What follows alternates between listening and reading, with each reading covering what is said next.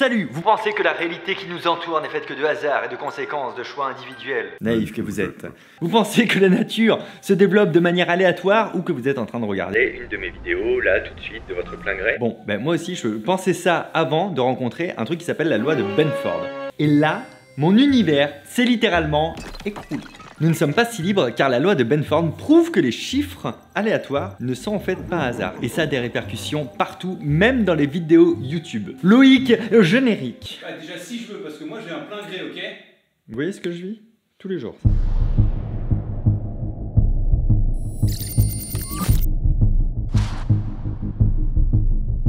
La loi de Benford démontre un ordre dans le chaos des vues YouTube. Entre autres parce qu'en vrai, YouTube ça n'existait pas avant. Si, je vous jure que c'est vrai. Pour sponsoriser cette vidéo et les gros projets comme Matière Grise, on est déjà au 5e épisode d'ailleurs, si vous les avez pas vus, regardez-les. Cette vidéo-ci est en partenariat avec Rise of Kingdom, parce que dans ce jeu, il n'y a pas tellement de hasard. Vous allez utiliser vos stratégies pour changer l'histoire. Imaginez que vous ayez le pouvoir de construire la civilisation française, mais genre la meilleure version. Ben, arrêtez d'imaginer et téléchargez Rise of Kingdoms via mon lien ci-dessous. Défendez la France et obtenez un pack pour bien démarrer le jeu. Au programme, vous avez la France bien sûr, mais aussi 10 autres royaumes historiques avec leurs légendes, une unité spéciale, un style d'architecture unique et des bonus pour chaque civilisation. Et je vous avoue que jouer Jeanne d'Arc pour combattre les Anglais, c'est le feu. Ma préférence dans le jeu, c'est la stratégie entre les différents types de terrains qu'on combine avec la carte qui est hyper détaillée, les forces et les faiblesses de chaque unité. Il y a un vrai bon moment à jouer puisque les batailles sont en temps réel et juste en faisant des hold and drag. Dis bien Loïc, hold and drag. Ouais, c'est pas mal. C'est l'accent ça? Et bien juste en faisant des hold and drag sur les troupes, vous pouvez planifier toute votre stratégie. On a le contrôle total de la ville, même esthétiquement d'ailleurs. Et apparemment ça plaît pas mal puisque, cher Loïc, il y a quand même 50 millions de joueurs. Et le jeu fait partie des 20 plus téléchargés sur Apple et Google Play Store. Vous pouvez donc télécharger Rise of Kingdoms ici. Vous obtenez le pack de démarrage. Le jeu est gratuit, c'est cool. Et quand vous passez par mon lien, n'oubliez jamais, ça soutient la chaîne. Donc ça aussi c'est cool. Par contre, autant dans le jeu vous maîtrisez tout, autant dans la vie, la loi de Benford va mettre un uppercut au hasard. On va faire une expérience très simple mais complètement folle. Prenez par exemple le nombre de vues de toutes les vidéos YouTube d'une chaîne. Disons un hasard, la mienne, c'est le hasard. Et en même temps, vous en profitez pour vous abonner, activer la cloche, parce que tant qu'à faire, je sais que vous ne l'avez pas fait, donc faites-le. Et pour les vues de la chaîne, je vais le faire moi-même, rassurez-vous. 706 vidéos au moment où j'ai écrit cette vidéo. Prenez maintenant le premier chiffre de tous ces nombres. C'est-à-dire, il y a toutes les vidéos, les 706, et il y a le nombre de vues à côté. On prend le premier chiffre à chaque fois du nombre de vues de chacune des 706 vidéos. Par exemple, le premier chiffre de celui-ci, bah, c'est un 3. Alors oui, je sais, ça n'a pas l'air ouf la loi de Benford pour le moment, mais vous allez voir ce que ça rend à la fin. Comptez maintenant combien vous avez de 1, de 2, de 3, de 4, de 5, de 6, de 7 et de 8 et de 9. Ah, attendez, avant de compter, dites-moi dans les commentaires comment vous pensez que ces chiffres vont être répartis sur mes 706 vidéos. Est-ce que ils seront tous autant présents? Est-ce qu'ils apparaîtront toujours à la même fréquence? Est-ce qu'il y a un chiffre qui va apparaître plus souvent que les autres? Est-ce que les chiffres après le 1 apparaîtront plus que ceux avant le 9? Faites-le vraiment, dites-moi dans les commentaires qu'est-ce que vous pensez qu'on va avoir comme résultat. C'est-à-dire, il y a toutes les vidéos, les 706, et il y a le nombre de vues à côté. On prend le premier chiffre à chaque fois du nombre de vues de chacune des 706 vidéos que je vais vous démontrer dans quelques secondes. Logiquement, votre cerveau vous a dit que vous alliez trouver à peu près la même quantité de 1, de 2, de 3, de 4, etc. Et bien que nenni les amis, les résultats obtenus sont les suivants. 30% de 1, 17,1% de 2, 11,5% de 3, 9,6% de 4, 8,5% de 5, 7,9% de 6, 5,7% de 7, 5,2% de 8 et 4,4% de 9. Ouais, mais ça c'est le hasard. Je sais pas, si tu prends la chaîne de quelqu'un d'autre, tu auras 4% de 8, 2% de 1, enfin c'est le hasard. C'est quoi là? Ok, peut-être, effectivement, ces chiffres sont clairement un pur hasard. Mais si je vous dis maintenant que vous obtiendrez quasiment exactement les mêmes pourcentages avec toutes les autres chaînes, à la condition évidemment que vous preniez des chaînes YouTube qui ont publié assez de vidéos pour avoir un nombre conséquent, pour avoir assez de données à traiter. Ah ouais, donc YouTube nous ment. YouTube manipule les chiffres. YouTube, c'est... Calme-toi Loïc. Il s'agit en fait de la loi de Benford, aussi appelée la loi du premier chiffre significatif. Elle est valable pour énormément de choses. Elle a d'abord été découverte en 1881 par un astronome mathématicien, économiste, statisticien américain, d'origine canadienne. Oui, c'est déjà pas mal. Et son nom c'est Simon Newcomb. Il explique dans un article de l'American Journal of Mathematics qu'il était en train de feuilleter un livre de table de logarithmes. On fait souvent ça. Ouais. Tu fais ça, toi? Ouais, ouais. Bah, on feuillette, quoi. On les lit pas, comme lui, on feuillette. Donc, lui aussi, il était en train de feuilleter son livre sur les tables de logarithme quand il a fait la constatation que les premières pages étaient moins usées que les suivantes, et encore que les suivantes, et encore que les suivantes. En gros, la première était moins usée que la deuxième, qui était elle moins usée que la troisième, etc., etc. Il a alors pris d'autres livres et il a fait la même constatation. La quoi? La constatation. La constatation? C'est parce que comme il était astronome et qu'il voyait des constellations, il rajoute des sions. L'article reste dans les oubliettes jusqu'à ce que 57 ans plus tard, en 1938, le physicien américain Frank Benford fasse exactement la même découverte sans connaître le travail de Newcomb. Non, c'est du plagiat, ça. Et il colle son nom à cette loi, effectivement. Après avoir collecté les premiers chiffres de 20 séries de nombres, il se rend compte que cette loi colle non pas seulement avec les livres, mais avec presque tous les ensembles de données. Les longueurs des rivières, quelle que soit l'unité de mesure d'ailleurs, en miles ou en kilomètres, les taux de mortalité, etc.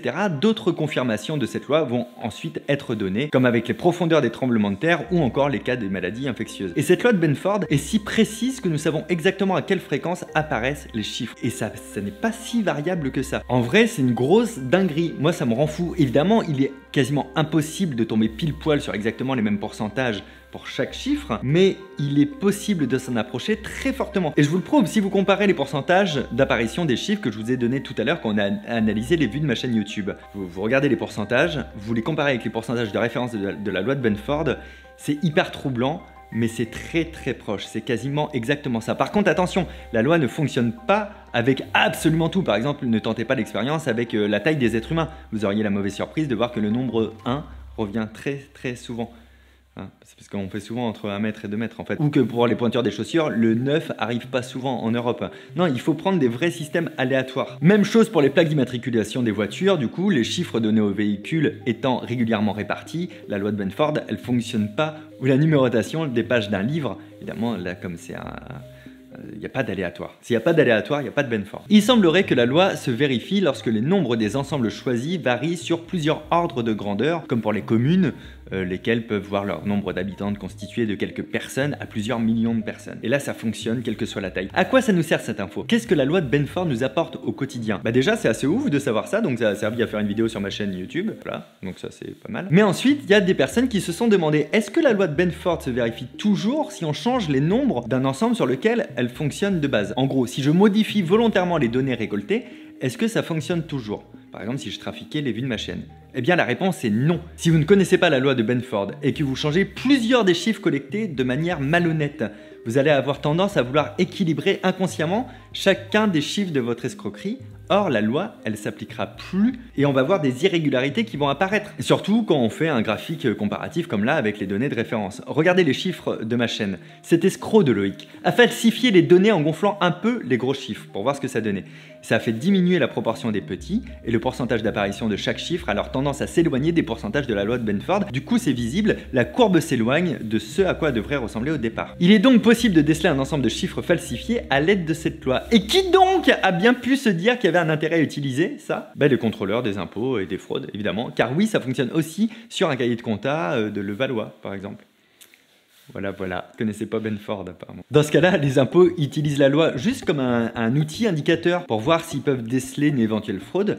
Et s'ils voient ça, il y a une analyse évidemment plus poussée qui bien sûr est effectuée ensuite par la suite pour voir si oui ou non il y a eu fraude ou malversation ou s'il s'agissait peut-être d'une exception à la loi de Benford. Un calcul a même été créé pour connaître le degré d'éloignement de la loi de Benford acceptable afin de savoir si un ensemble de nombres analysés doit être considéré ou non comme suspect, comme modifié, comme trafiqué. Mais il n'y a pas que là que ça sert. En 2013, les votes aux élections électorales du canton de Genève en Suisse ont été soumis à la loi de Benford afin de voir si les résultats étaient conformes à la loi, ce qui n'a pas été le cas. Et là, le test a été pris en compte comme un indicateur plus que comme un signal d'alarme. Et la chancellerie en a ensuite conclu en vérifiant que les résultats étaient simplement inhabituels, mais qu'ils étaient OK. Donc il n'y a eu aucun problème à entacher le processus de vote. Mais comme ça, ils ont pu jeter un œil. Le monde de la science s'est aussi penché sur le sujet, notamment en analysant les nombres publiés dans des articles scientifiques afin de voir s'il y avait d'éventuelles erreurs. Encore plus fort, en Espagne, les volcanologues Juan Martí et Adelina Geiger, je crois que je prononce bien, se sont également penchés sur son utilisation de la loi et l'ont testé sur leur base de données et ça fonctionne. Et du coup, si cette loi fonctionne sur des événements aussi naturels que des éruptions volcaniques ou des tremblements de terre, est-ce qu'on pourrait pas compléter à l'avance la suite de nombres à analyser de manière à ce que la loi de Benford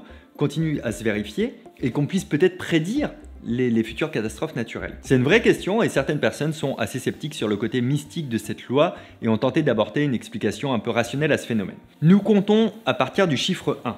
Logique. Donc il serait tout à fait aussi logique qu'il soit le premier à apparaître plus de fois que les autres. Idem pour les chiffres suivants jusqu'au 9 qui lui est le dernier à apparaître qu'on compte et qui apparaîtra donc logiquement moins souvent que les autres. 30% de 1, 17% de 2, etc. Dans tous les cas, ça n'empêchera pas de penser que ce monde et cet univers sont assez incroyables dans leurs petits réglages sous-jacents quand on met le nez dedans. Je sais pas pour vous, mais personnellement, ça me retourne le cerveau de savoir que des chiffres aussi improbables liés parfois à des décisions totalement arbitraires en fait, ou à ce qu'on appelle des hasards de la vie ou encore simplement la nature, le hasard de la nature, puisse être aussi correctement rangé en catégorie de pourcentage.